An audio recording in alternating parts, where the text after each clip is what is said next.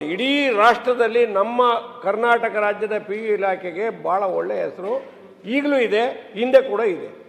ಅದನ್ನು ಇವತ್ತು ಆ ಸ್ವಾಯತ್ತತೆಯನ್ನು ಕಳ್ತಕ್ಕಂಥ ಕೆಲಸ ಮಾಡಿ ಇವತ್ತು ನಾವು ಹೇಳಿದ್ವಿ ಅವಾಗ ಎಕ್ಸಾಮ್ನ ಕೊಟ್ಟುಬಿಟ್ರಿ ಅಂತ ಇಟ್ಕೊಳ್ಳಿ.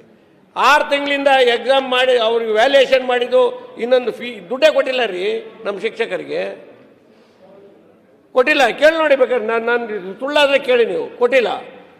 ಜೊತೆಯಲ್ಲಿ ನಾನು ಎಕ್ಸಾಮ್ನವ್ರಿಗೆ ಭಾಳ ಇದು ವಿನಂತಿ ಮಾಡ್ತಾ ಇದ್ದೀನಿ, ಸೈನ್ಸ್ ಸಬ್ಜೆಕ್ಟು ಮಂಗಳೂರು ಉಡುಪಿ ಭಾಗದ್ದು ಶಿವಮೊಗ್ಗ ಭಾಗದ್ದು ಎಲ್ಲ ನೀವು ಮಂಗಳೂರಿನಲ್ಲಿ ಮಾಡಿ ಅಂತ ಹೇಳಿದ್ರೆ ಬೆಂಗಳೂರಿಗೆ ಹಾಕ್ಕೊಡ್ತಾರೆ. ನಾವೆಲ್ಲ ನಮ್ಮ ಲೆಕ್ಚರ್ಸ್ ಎಲ್ಲ ಬೆಂಗಳೂರಿಗೆ ಹೋಗಿ ವ್ಯಾಲ್ಯೂಯೇಷನ್ ಮಾಡ್ಕೊಂಡು ನೀವು ಹತ್ರ ಆದರೆ ನಿಮ್ಮ ಹತ್ರ ಇಲ್ಲ, ಅದು ಅಲ್ಲ ನಿಮ್ಮ ಹತ್ರ ಇಲ್ಲ, ಅದು ಅಧಿಕಾರ ಅವ್ರಿಗೆ ಕೊಟ್ಬಿಟ್ಟಿದ್ದೀರಲ್ಲ. ನಾವು ಅವ್ರ ಹತ್ರ ಕೇಳ್ಕೊಂಡ್ರೆ ಅದಕ್ಕೆ ಉತ್ತರ ಕೂಡ ಬಂದಿಲ್ಲ ಪದೇ ಪದೇ. ಆಮೇಲೆ ವ್ಯಾಲ್ಯೂಯೇಷನ್ ಮಾಡಿ ದುಡ್ಡು ಕೊಡೋದಿಲ್ಲ.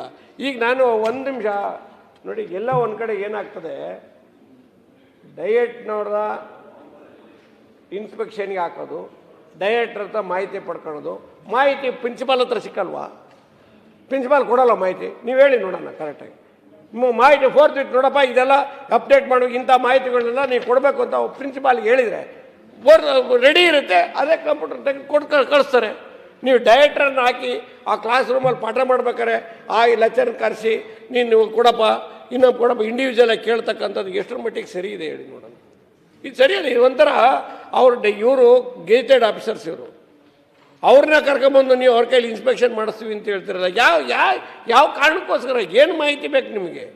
ಎಲ್ಲ ಮಾಹಿತಿ ನಿಮಗೆ ಇಮಿಡಿಯೇಟ್ 4th ವಿತ್ ಫಿಂಗರ್ ಟಿಪ್ಸಲ್ಲಿ ನಮ್ಮ ಪ್ರಿನ್ಸಿಪಾಲ್ ಕೈಲಿದೆ. ಯಾವ ಮಕ್ಕಳು ಹಾಜರಾತಿ ಬೇಕಾ, ಮಕ್ಕಳು ಸಂಖ್ಯೆ ಬೇಕಾ, ಏನೇನು ಸಬ್ಜೆಕ್ಟ್ ಯಾರು ಟೀಚರ್ ಮಾಡಿದ್ರು, ಇದನ್ನೇ ತಾನೇ ಡೈರೆಕ್ಟವ್ರು ಕೇಳೋದು.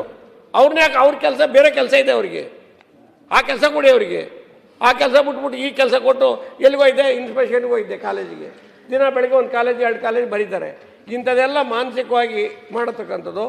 ಪ್ರಿಪೇಟ್ರಿ ಎಕ್ಸಾಮ್ ನೋಡಿ, CBS ಅವರು ಬೇರೆ ಇವರು ಸೆಂಟ್ರಲ್ ಸಿಲೆಬಸ್ನವರೇ 2 ಎಕ್ಸಾಮ್ ಮಾಡ್ತಾರೆ ಪ್ರಿಪೇಟ್ರಿನ, ನೀವು 3 ಎಕ್ಸಾಮ್ ಮಾಡ್ತೀವಿ ಅಂತೀರಿ. ಅದಕ್ಕೆ ಮಾಡಿ ಬೇಡ ಅಂತ ಹೇಳಲ್ಲ, ಟೈಮ್ ಇಲ್ಲ ಸರ್.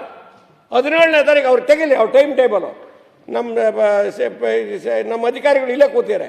17ನೇ ತಾರೀಕು ಮುಗಿಯುತ್ತೆ ಫಸ್ಟ್ ಪ್ರಿಪೇಟರಿ. 19ನೇ ತಾರೀಕು ಟೈಮ್ ಟೇಬಲು ಸೆಕೆಂಡ್ ಪ್ರಿಪೇಟರ್ ಹಾಕಿದರೆ ಮಕ್ಕಳ ಪರಿಸ್ಥಿತಿ ಏನು ಒತ್ತು ಕಲಿಸ್ಬಿಡ್ತೀರಲ್ಲ ಪೂರ್ತಿ. ಕ್ವಾಲಿಟಿ ಆಫ್ ಎಜುಕೇಷನಲ್ಲಿ ನಮ್ಮ PU ಇಲಾಖೆ ಇವತ್ತು ಹಿಂದೆ ಬಿದ್ದಿಲ್ಲ. ಸರ್ಕಾರಿ ಶಾಲೆಗಳಿರ್ಬೋದು ಫಸ್ಟ್ ಕ್ಲಾಸ್ ಎಜುಕೇಷನ್ ಕೊಟ್ಟಿದ್ದಾರೆ. ಈ 17ನೇ ತಾರೀಕುವರೆಗೆ ಫಸ್ಟ್ ಪ್ರಿಪೇಟರಿ ಮಾಡಿ ಮತ್ತೆ 19ನೇ ತಾರೀಕು ತಿರ್ಗಾ ಶುರು ಮಾಡಿದರೆ ಮಂತ್ ಎಂಡ್ವರೆಗೂ ಮತ್ತೆ ಪ್ರಿಪೇಟರಿನೇ ಆಗ್ತದೆ. ಮತ್ತು ಅಗೈನ್ ಅವ್ನು ರೆಡಿ ಆಗೋದು ಹೆಂಗೆ ಬೇರೆ ಎಕ್ಸಾಮಿನೇಷನ್ಗೆ?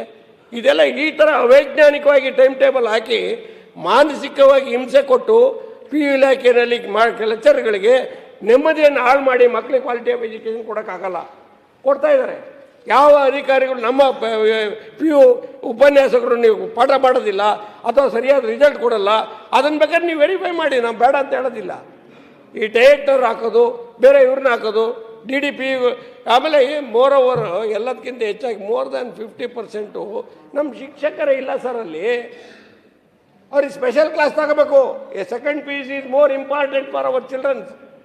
ಆ ಸೆಕೆಂಡ್ PUC ಎಜುಕೇಷನಲ್ಲಿ ಕೊಡ್ಬೇಕಾದ್ರೆ ಅವರು ಹಗಲು ರಾತ್ರಿ ಕಷ್ಟಪಡ್ತಾರೆ ನಮ್ಮ ಉಪನ್ಯಾಸಕರು. ಅವ್ರಿಗೆ ಸ್ಪೆಷಲ್ ಕ್ಲಾಸು ತಗೋಬೇಕು, ಎಲ್ಲ ಮಾಡ್ತಾರೆ. ಪ್ರೈವೇಟರಿ ಕಾಂಪಿಟೇಷನ್ ಮಾಡಬೇಕಲ್ಲ. ಈಗ ಇದೆಲ್ಲ ನೀವು ಮಾಡ್ಕೊಂಬಂದಾಗ ಅವ್ರಿಗೆ ಈ ಒತ್ತಡಗಳಲ್ಲಿ ಅವರಿಗೆ ಮಕ್ಕಳಿಗೆ ಸರಿಯಾಗಿ ಪಾಠನೇ ಮಾಡೋಕ್ಕಾಗಲ್ಲ. ಸಚಿವರೇ ದಯವಿಟ್ಟು ನಾವೆಲ್ಲ ಗೌರ್ಮೆಂಟ್ ಸ್ಕೂಲಲ್ಲಿ ಓದೋರಿಗೆ ಕೂತಿದ್ರೆಲ್ಲ ಗೌರ್ಮೆಂಟ್ ಸ್ಕೂಲೇ ಓದಿರು. ನಾವೇನು ಹಾಳಾಗಿಲ್ಲ, ಹೆಂಗೆ ಬಂದಿದ್ದೀವಿ, ಇಲ್ಲಿ ಒಳ್ಳೇದಾಗಿದ್ದೀವಿ. ಹಾಗಾಗಿ ನಮ್ಮ ಮಕ್ಕಳಿಗೆ ಒತ್ತಡದಲ್ಲಿ ನೀವು ಕೆಲಸ ಮಾಡಿಸ್ಬೇಡಿ, ದಯವಿಟ್ಟು ಒತ್ತಡದಲ್ಲಿ ಕೆಲಸ ಮಾಡಿಸ್ಬೇಡಿ. ಅವರಿಗೆ ಅದು ಅವ್ರದ್ದೇ ಆದಂಥ PU ಇಲಾಖೆಯ ಹೆಸರನ್ನ ದಯವಿಟ್ಟು ಉಳಿಸಿ ಹಿಂದೆ ಇಟ್ಕೊಂಡು ಬಂದಿದ್ದಾರೆ, ಅದನ್ನು ಉಳಿಸಿ ಅಂತ ನಾನು ನಿಮ್ಮ ಹತ್ರ ಕೇಳ್ತೀನಿ.